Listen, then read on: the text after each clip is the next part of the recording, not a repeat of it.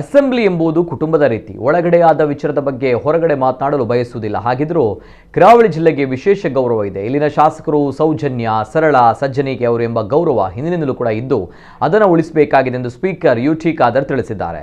ಮಂಗಳೂರಿನಲ್ಲಿಂದು ಸುದ್ದಿಗೋಷ್ಠಿಯಲ್ಲಿ ಮಾತನಾಡಿದ ಅವರು, ಬೆಳಗಾವಿ ವಿಧಾನಸಭಾ ಅಧಿವೇಶನ ಸಂದರ್ಭ ಹರಿಕತೆ ಎಂಬ ಹೇಳಿಕೆಗೆ ಸಂಬಂಧಿಸಿ ವ್ಯಕ್ತವಾದ ಆಕ್ಷೇಪದ ಕುರಿತು ಪತ್ರಕರ್ತರ ಪ್ರಶ್ನೆಗೆ ಉತ್ತರಿಸುತ್ತಾ ಈ ಮಾತು ಹೇಳಿದರು. ಶಾಸಕರಿಗೂ ಜವಾಬ್ದಾರಿಗಳಿವೆ. ಸ್ಪೀಕರ್ ಆಗಿ ನನ್ನ ಕರ್ತವ್ಯವನ್ನು ನಾನು ಮಾಡಿದ್ದೇನೆ ಎಂದರು.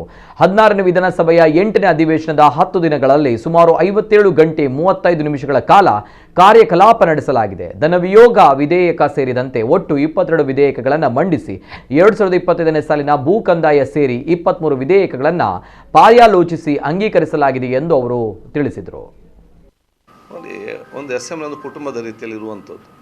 ಇದರಲ್ಲಿ ಕುಟುಂಬದ ರೀತಿ ಇದ್ದಾಗ ಆ ಕುಟುಂಬ ಈಗ ಚೆನ್ನಾಗಿ ನಡೆಸ್ಕೊಂಡು ಹೋಗೋ ಜವಾಬ್ದಾರಿ ಒಂದು ಸಭ್ಯತೆಗೆ ನನ್ನ ಜವಾಬ್ದಾರಿ ಆಗಿದೆ. ಅದರ ಒಳಗಡೆ ಏನಾಗಿದೆ ಅದು ಆಗಿದೆ. ಅದ್ರ ಬಗ್ಗೆ ಹೊರಗೆ ಮಾತಾಡಲಿಕ್ಕೆ ನಾನು ಇಷ್ಟಪಡೋದಿಲ್ಲ. ನಾನೆಲ್ಲರಿಗೂ ಹೇಳೋದು ಇಷ್ಟೇ, ದಕ್ಷಿಣ ಕನ್ನಡ ಕರಾವಳಿಗೆ ವಿಶೇಷವಾದ ಗೌರವ ಇತ್ತು ಹಿಂದೆ. ಅದು ಎ.ಜಿ. ಕೊಡ್ಗಿ ಇರಲಿ, ಜಿ.ಎಸ್. ಆಚಾರ್ಯ ಇರಲಿ, ಬ್ಲೇಸ್ ಎಸ್.ಎಂ. ಡಿಸೋಜ ಇರಲಿ, ಬಿ.ಎ. ಮೊಯ್ದೀನ್ ಇರಲಿ, ಜಯರಾಮ್ ಶೆಟ್ಟಿ ಇರಲಿ, ಅಂಗಾರ ಇರಲಿ, ಯೋಗೇಶ್ ಭಟ್ ಇರಲಿ, ಎಲ್ಲ ಶಾಸಕರು ಇಡೀ ರಾಜ್ಯದ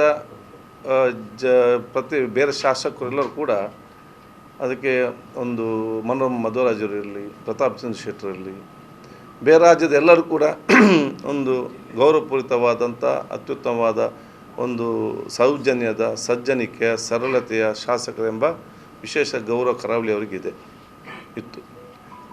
ಎಲ್ಲ ಶಾಸಕರು ಆ ಗೌರವ ಮತ್ತು ಉಳಿಸಬೇಕಂತೇಳಿ ನಾನು ಎಲ್ಲರಿಗೂ ಹೇಳಲಿಕ್ಕೆ ನಾನು ಇವತ್ತು ಬಯಸ್ತೇನೆ. ಯಾಕೆಂದರೆ ಬೇರೆಯವರು ಬಂದು ಹಾಗೆ ನಮಗೆ ಹಿಂದೆ ಆಗಿತ್ತು ಮಾರು ಹೀಗೆ ಹೇಳುವಾಗ ಅದು ನಮಗೆ ಸ್ವಲ್ಪ ನೋವಾಗ್ತದೆ.